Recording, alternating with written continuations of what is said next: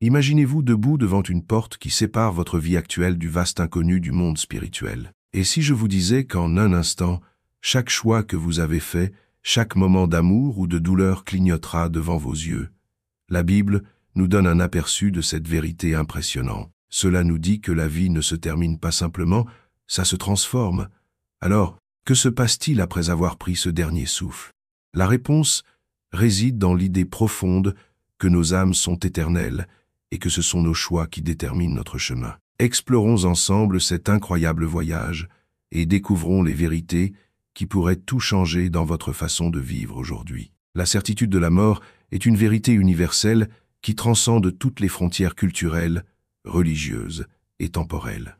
C'est une réalité à laquelle tout être humain est confronté, mais elle est entourée de mystères, évoquant un mélange de peur et de curiosité pour ce qui se trouve au-delà. La Bible offre un aperçu profond de ce mystère, offrant une perspective spirituelle sur ce qui se passe en dehors du domaine temporel de la vie terrestre. L'un des aspects les plus convaincants de ce discours est la signification éternelle de l'âme, qui est clairement éclairée par les Écritures. En ancrant cette compréhension dans les enseignements bibliques, nous explorons une perspective qui nous appelle à considérer ce qui reste éternel dans un monde d'instants éphémères.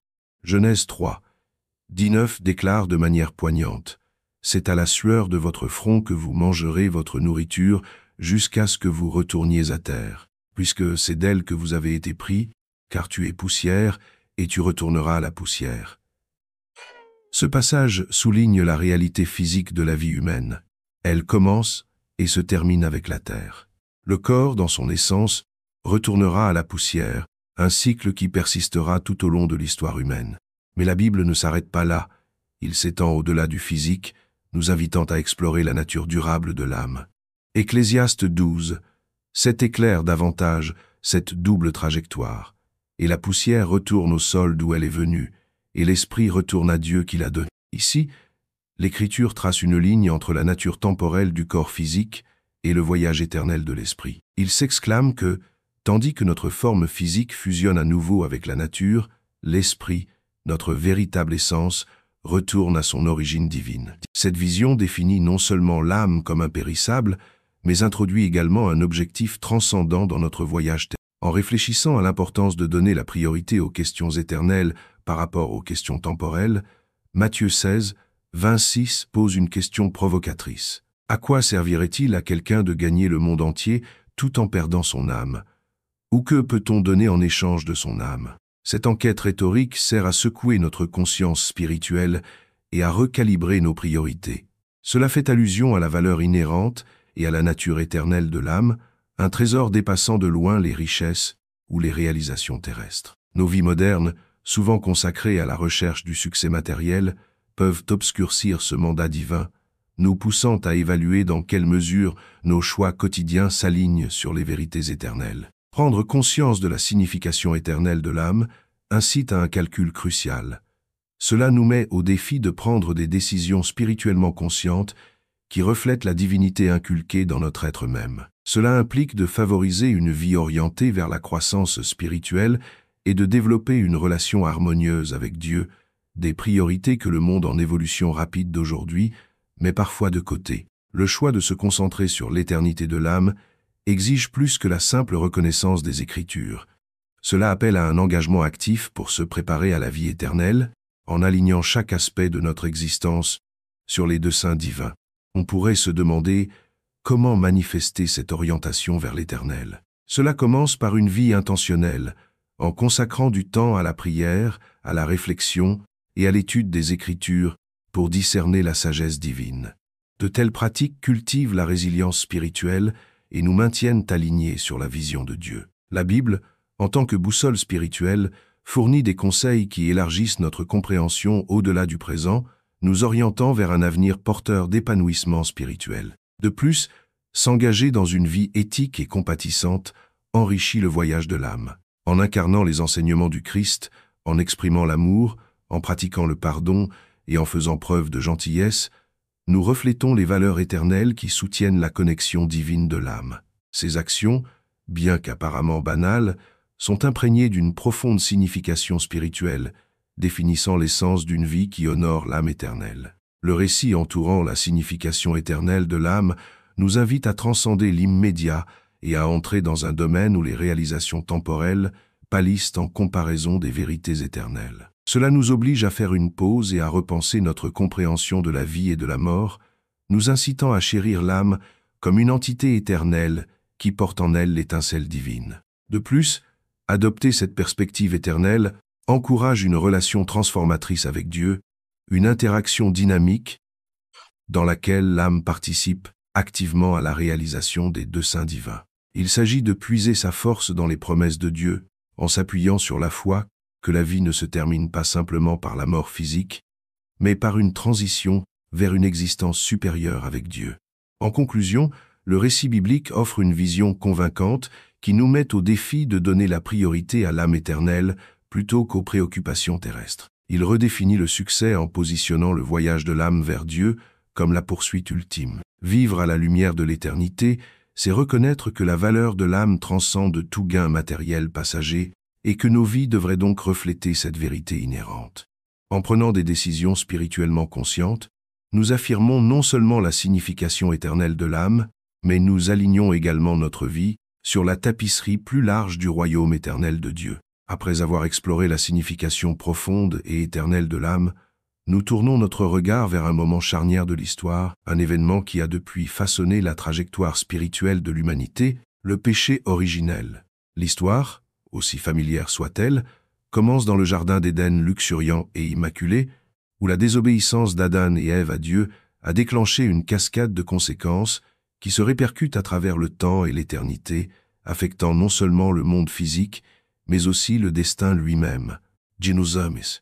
Selon Genèse 3, la consommation du fruit défendu a introduit la mort physique et spirituelle, une séparation d'avec Dieu qui était étrangère au dessein original. Cette désobéissance a créé un gouffre entre l'humanité et notre Créateur, un gouffre qui se répercute dans chaque cœur humain. C'est une histoire qui résonne profondément en nous, car elle parle d'une expérience universelle, la perte de l'innocence, la conséquence du choix et la réalité indéniable de l'ombre du péché sur nos vies. Mais qu'en est-il de cette première transgression qui a un impact si profond sur notre position spirituelle? Romains 5, 12 fournit un aperçu clé. Ainsi donc, de même que le péché est entré dans le monde par un seul homme, et la mort par le péché, ainsi la mort est venue à tous les hommes, parce que tous ont péché. Ce verset résume la gravité de la situation. Grâce à Adam, le péché est devenu partie intégrante de la condition humaine, et la mort, tant physique que spirituelle, s'est propagée à tous à cause de cet acte originel de désobéissance. C'est un héritage que personne n'a encore demandé et que nous partageons tous. En comprenant l'impact global du péché originel, nous sommes confrontés à notre propre impuissance. C'est une réalité qui mérite d'être reconnue car, livré à nous-mêmes, le destin de l'âme resterait enveloppé de ténèbres. Cependant, cette reconnaissance ne vise pas à conduire au désespoir, mais plutôt à une profonde prise de conscience de notre besoin de rédemption. Le péché originel ouvre la voie à la nécessité d'un sauveur, un besoin sans équivoque d'une intervention divine. Entrer dans la promesse d'espérance qu'est Jean 3, 16, l'un des versets les plus précieux de la foi chrétienne, « Car Dieu a tant aimé le monde qu'il a donné son Fils unique, afin que quiconque croit en lui ne périsse pas, mais qu'il ait une vie éternelle. » Vie. Cette histoire d'amour divine se déroule en contraste frappant avec la chute de la Genèse. Ici, le récit passe du désespoir provoqué par le péché à l'espérance, sans limites introduites par Jésus-Christ. En Christ, Dieu a franchi le gouffre, offrant une rédemption qui rétablit l'âme sur la trajectoire prévue vers la vie éternelle. Qu'implique cette rédemption? L'apôtre Jean donne des conseils pratiques dans 1 Jean 1, 9. Si nous confessons nos péchés, il est fidèle et juste, il nous pardonnera nos péchés et nous purifiera de toute injustice. La confession et le repentir sont des portes vers la grâce. En reconnaissant notre rôle dans la condition humaine, nous nous ouvrons au pouvoir transformateur du sacrifice et de l'amour du Christ. Cet acte de confession n'est pas simplement un rituel mais un réalignement du cœur et de l'esprit vers Dieu. Cela signifie une décision consciente de briser les chaînes du péché originel et d'embrasser la promesse d'une nouvelle destinée spirituelle. L'impact de Original Sin devient alors non seulement un récit de chute et d'échec, mais un trampoline vers la miséricorde et la grâce divine. C'est un rappel poignant de la fragilité humaine juxtaposée à la force divine. Il s'agit de reconnaître que même si le péché est entré dans le monde et a causé ses ravages, il n'a pas le dernier mot. La rédemption, assurée par la foi au Christ, promet un retour à la communion avec Dieu, un chemin marqué par le pardon, la transformation et la vie éternelle. Pour ceux qui naviguent dans les eaux complexes de l'éveil spirituel post-Covid-19, le chapitre sur le péché originel est un appel à examiner son état spirituel et, plus important encore, à comprendre que le pouvoir de la rédemption est non seulement disponible, mais étendu avec impatience. Grâce à l'introspection, à la prière et à l'adoption de la foi, on commence à dénouer les chaînes du péché en avançant vers la lumière de la rédemption offerte par Jésus-Christ. Dans ce voyage spirituel, rappelons-nous quotidiennement l'impact du péché originel, non pas comme un poids de culpabilité, mais comme un témoignage de l'immensité de l'amour divin et du pouvoir transformateur de la grâce. Cela nous invite à nous engager pleinement dans le voyage du désespoir à l'espoir, de la mort à la vie et de la séparation à la communion éternelle avec le divin, un voyage ouvert à toute âme désireuse d'embrasser ce chemin de rédemption. Alors que nous plongeons dans le profond mystère de l'au-delà, comprendre le chemin vers la destinée éternelle devient essentiel. Dans la grande tapisserie des croyances spirituelles, les enseignements bibliques offrent une carte vivante décrivant deux destinées distinctes, la vie éternelle et la séparation éternelle d'avec Dieu, communément appelées paradis et enfer. Ces résultats ne sont pas arbitraires, ils découlent des choix fondamentaux que nous faisons au cours de notre voyage terrestre. En nous engageant sur ce chemin, les Écritures nous guident à travers un labyrinthe spirituel, nous exhortant à choisir judicieusement entre la vie et la mort spirituelle. Le fondement de ces enseignements spirituels est posé dans Hébreux 9, 27, qui déclare avec insistance « Tout comme les hommes sont destinés à mourir une fois et ensuite à subir le jugement ». Ce verset sous-tend la nature finie de la vie terrestre et la réalité inexorable du jugement divin. Cela nous prépare à une existence au-delà du présent, où le point culminant de nos choix terrestres détermine notre destin spirituel. Ce passage sert de rappel brutal de la mortalité et des conséquences éternelles qui en découlent. Ce n'est pas seulement un avertissement, mais un catalyseur pour provoquer un examen de conscience avant que le rideau ne tombe sur notre scène mortelle. Matthieu 25, 46 décrit la bifurcation ultime des destinées. Alors ils s'en iront au châtiment éternel, mais les justes à la vie éternelle. Ce verset oppose vivement le destin qui attend les injustes à celui des justes, intégrant la notion de conséquences éternelles. Le ciel, décrit comme un lieu de joie éternelle et de communion avec Dieu, est réservé à ceux qui ont embrassé le chemin de la justice. À l'inverse, l'enfer est décrit comme un châtiment éternel pour ceux qui ont dévié de la grâce de Dieu. Ces passages éclairent un chemin d'existence spirituelle qui s'étend bien au-delà des limites de la vie physique.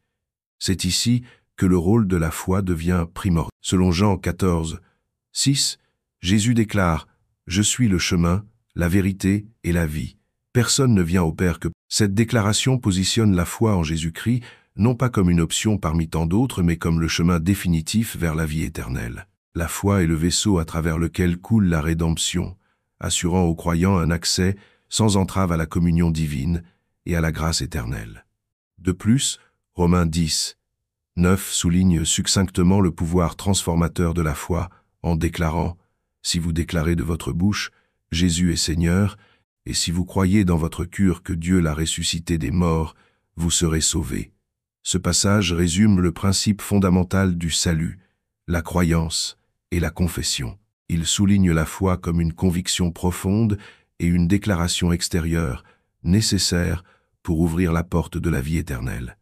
Il transmet une invitation, élégamment simple, mais infiniment profonde, un appel à la foi, renforcé par la grâce. Même si le chemin vers la destinée éternelle est un voyage personnel, il est loin d'être une entreprise isolée. Les Écritures nous invitent à mener une vie alignée sur les enseignements de Dieu, nous exhortant à vivre selon sa parole. Ces choix ne sont pas de simples obligations morales, mais des alignements spirituels qui nous orientent vers la vie plutôt que vers la mort spirituelle. L'essence de ce voyage est tissée dans les actions que nous choisissons, les valeurs que nous adoptons et la foi que nous pratiquons.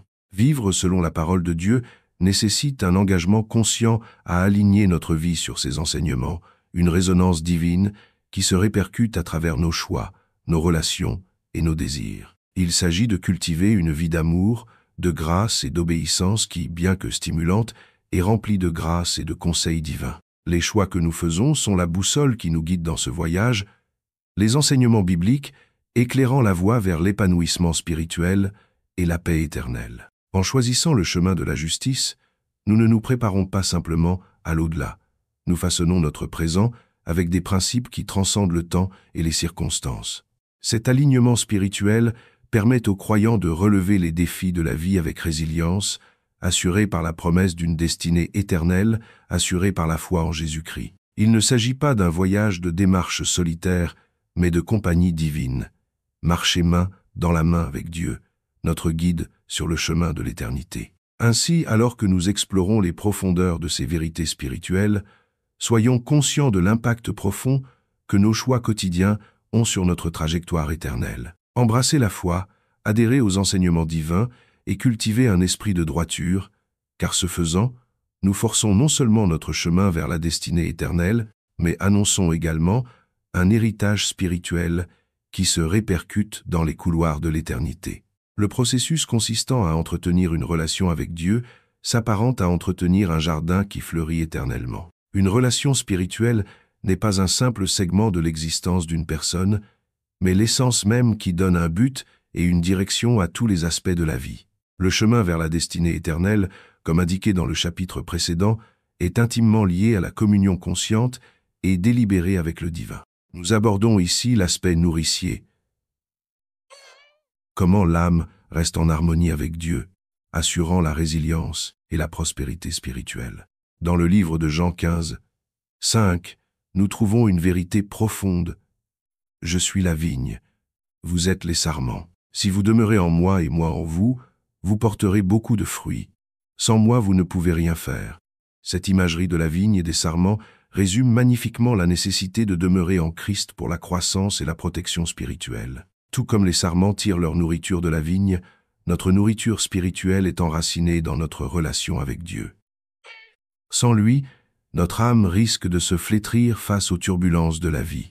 Romains 8, 1 nous rassure en outre, « Il n'y a donc maintenant aucune condamnation pour ceux qui sont en Jésus-Christ. Vivre dans les bras du Christ nous libère des chaînes de la stagnation spirituelle. » Cette version commence par un engagement, un dévouement continu à approfondir notre connexion par la prière, la méditation et la réflexion constante sur sa parole. Pour favoriser cette relation, nous sommes appelés à nous engager dans des pratiques qui restaurent et réaffirment la connexion de notre âme au divin. La prière, souvent perçue comme un rituel solennel, est dans sa forme la plus véritable une conversation avec Dieu, un canal direct pour exprimer sa gratitude, rechercher des conseils et finalement expérimenter sa présence divine.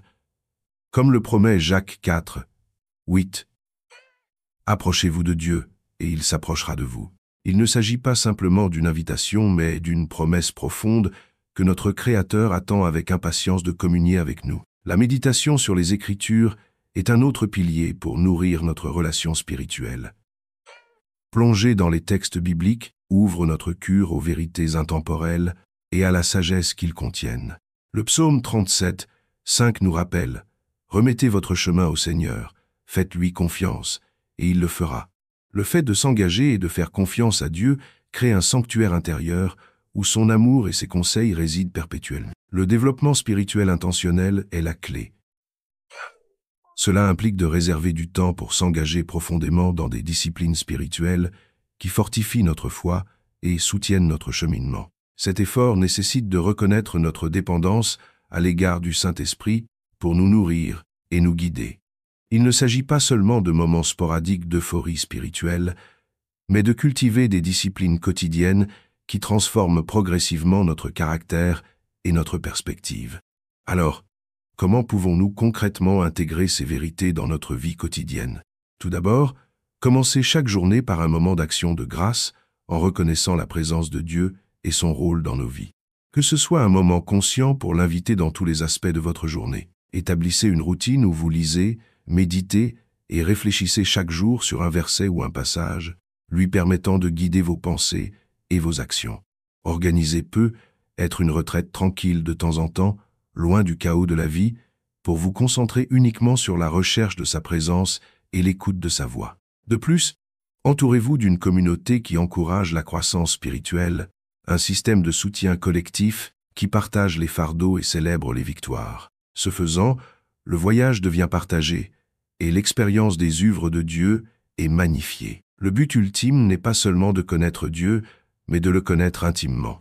La profondeur de cette relation a un impact significatif sur la façon dont nous affrontons les défis de la vie, percevons notre destinée éternelle et, enfin, sur la façon dont nous manifestons son amour ici sur terre. En entretenant notre relation avec Dieu, nous fortifions notre âme pour le chemin de la foi, ancrée dans la vérité, selon laquelle il est notre refuge et notre force. Alors que ce chapitre touche à sa fin, rappelons-nous que cette éducation est un acte d'amour continu, un acte qui nous transforme de l'intérieur, alignant nos vies sur les desseins éternels de Dieu et ouvrant nos cœurs à la paix profonde que seule une relation profonde avec lui peut apporter.